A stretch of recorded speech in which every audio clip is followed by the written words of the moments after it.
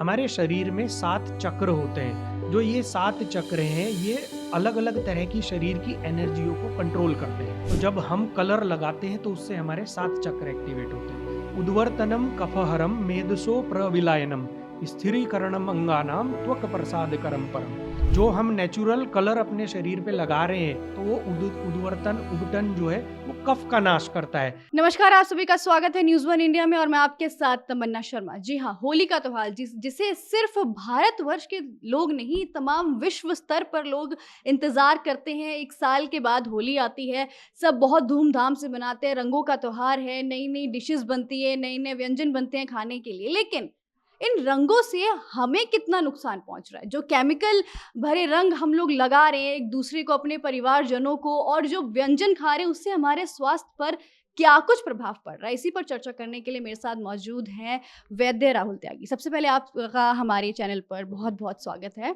मेरा पहला सवाल यही रहेगा, आयुर्वेद होली को कैसे समझता है? आयुर्वेद की नज़र में होली क्या है? सबसे पहले तो मैं आपके श्रोताओं को और आप सभी को होली की मुबारकबाद देता हूँ। होली की हार्दिक शुभकामनाएँ। अब अगर आयुर्वेद के तौर पे और एक वैद्य के दृष्टिकोण से होली का क्या महत्व है, इसके ऊपर अगर मैं बात करूँ, तो असल में होता क्या है, जो होली का त्योहार है, ये वसंत ऋतु में आता है। शिशिर के बाद वसंत ऋतु आती है, जो चैत्र और वैशाख का मंथ होता है, हमारे हिंदू पंचांग के अनुसार, तो उसमें होली का त्योहार होता है। तो अगर आयुर्वेद की बात करें तो इस टाइम पे कफ का प्रकोप होता है। तो जनरली किसी के भी शरीर में कफ नेचुरल रूप से बढ़ा हुआ रहता है।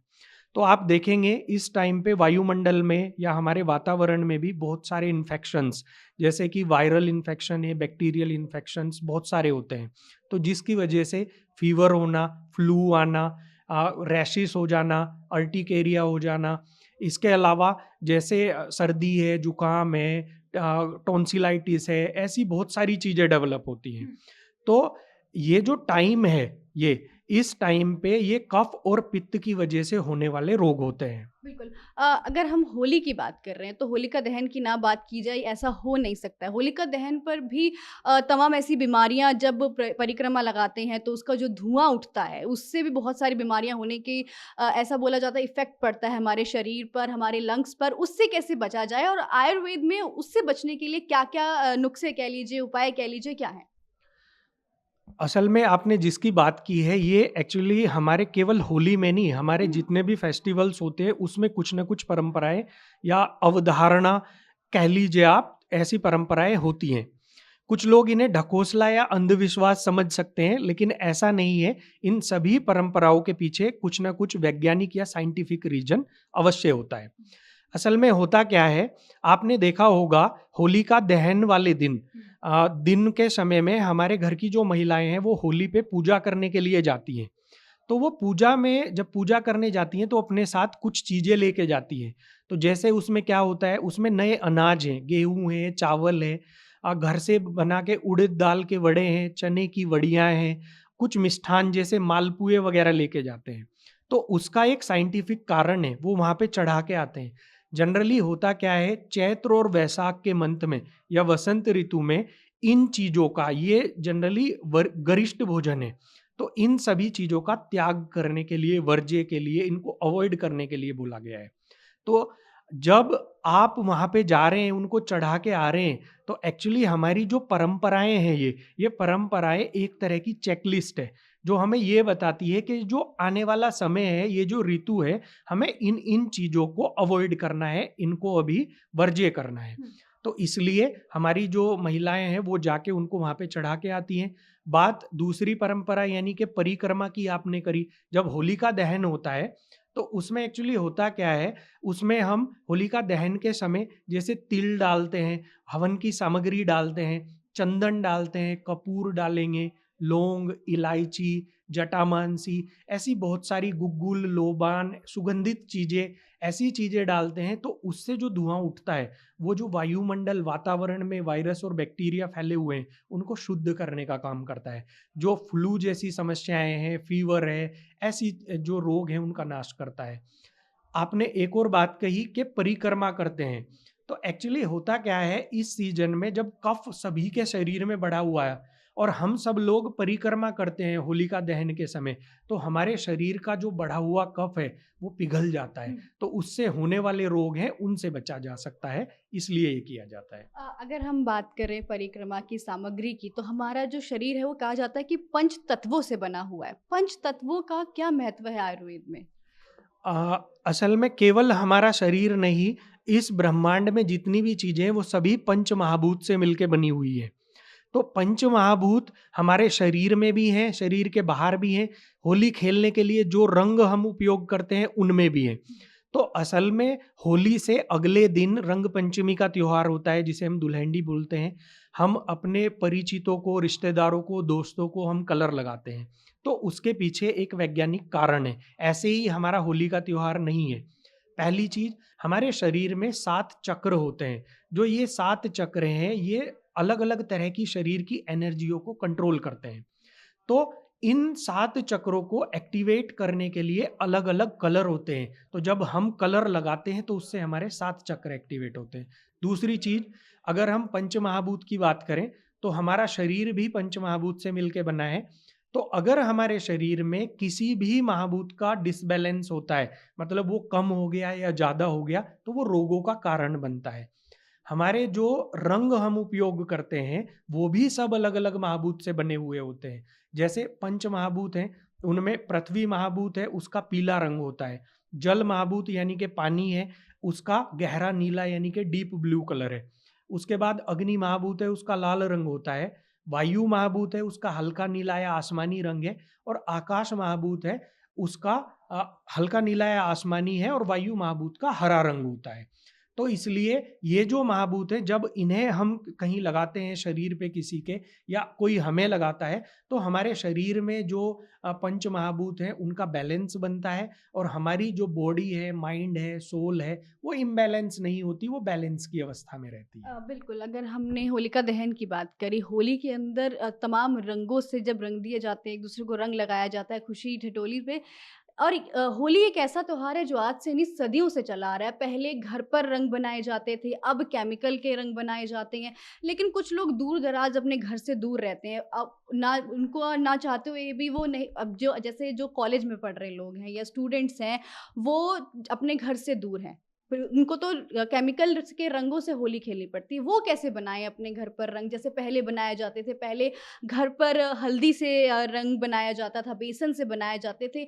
जो स्टूडेंट्स रह रहे हैं या जो लोग घर पर बनाना चाहते हैं रंग, वो कैसे इन केमिकल के रंगों से बचें? जी। होता क्या है, आपने देखा होगा कि पुराने समय में लोग जो है प्राकृतिक रंग यूज करते थे। तो उनके बनाने के लिए जैसे चंदन है, हल्दी है, उसके अलावा जैसे बेसन होता है, कॉर्नफ्लोर जो मक्का का आटा होता है वो है, मेहंदी है, टेसू के फूल हैं, इनसे कलर बनाते थे। तो आजकल क्या होता है, आजकल हम मार्केट से आर्टिफिशियल कलर यूज़ करते हैं।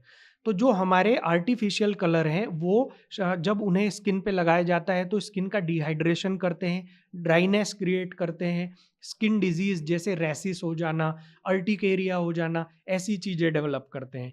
इनके बजाय अगर हम प्राकृतिक रंगों का उपयोग करते हैं तो वो शरीर में उबटन के जैसा काम करता है। आपने देखा होगा शादी के टाइम पे भी दूल्हा है, दुल्हन है, उनको उबटन लगाया जाता है। तो उसके पीछे भी एक कारण होता है कि उनकी स्किन है, उसमें निखार आए, उनका स्वास्थ्य है, उसमें निखार आए। तो उद्वर्तन के बारे में आयुर्वेद में बोला है, उद्वर्तनम कफहरम मेदसो प्रविलायनम स्थिरीकरणम अंगानाम त्वक प्रसादकरम परम।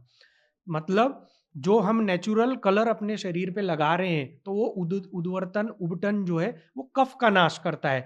इस सीजन में जैसे हमने बताया कि कफ बढ़ता है तो उस कफ का नाश करेगा।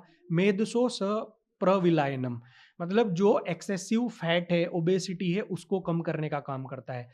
और बताया है स्थिरीकरणम अंगानाम, शरीर में स्टेबिलिटी लाता है। त्वक प्रसाद करम परम, हमारी जो स्किन है उसमें उसकी टोनिसिटी बढ़ाता है और कॉम्प्लेक्शन को अच्छा करता है। तो इसलिए नेचुरल कलर ही अगर हम यूज करें ज़्यादा अच्छा है। अब उनको हम नेचुरल कलर को घर पे कैसे बना सकते हैं? जैसे आप अगर प्राकृतिक लाल रंग की बात करें, नेचुरल रेड कलर जो होता है, तो जैसे चुकंदर है, बीटरूट है, हमारे घर पे मिल जाता है। हम उसमें मिक्सर में डालेंगे, उसको मैश करेंगे, थोड़ा-सा उसमें पानी डालेंगे, उसका जूस निकाल लेंगे।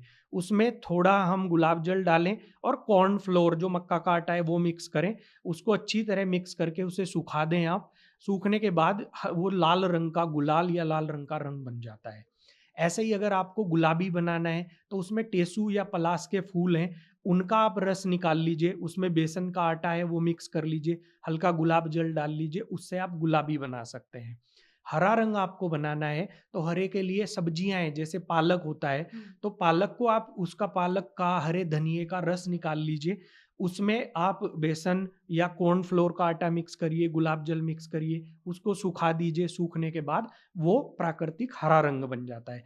तो अगर हम इन रंगों को लगाते हैं होली में अपने चिर परिचितों को, अपने रिश्तेदारों को, तो उससे नुकसान नहीं होता। इवन जो अगर स्किन डिजीज़ हैं, किसी को रैशेस हैं या स्किन से पे एलर्जी है, वो चीज़ें ठीक हो जाती हैं, क्योंकि हम वहाँ पे आर्टिफिशियल कलर या केमिकल नहीं यूज़ कर रहे हैं, इवन हम मेडिसिन यूज़ कर रहे हैं उसके बिल्कुल। लिए।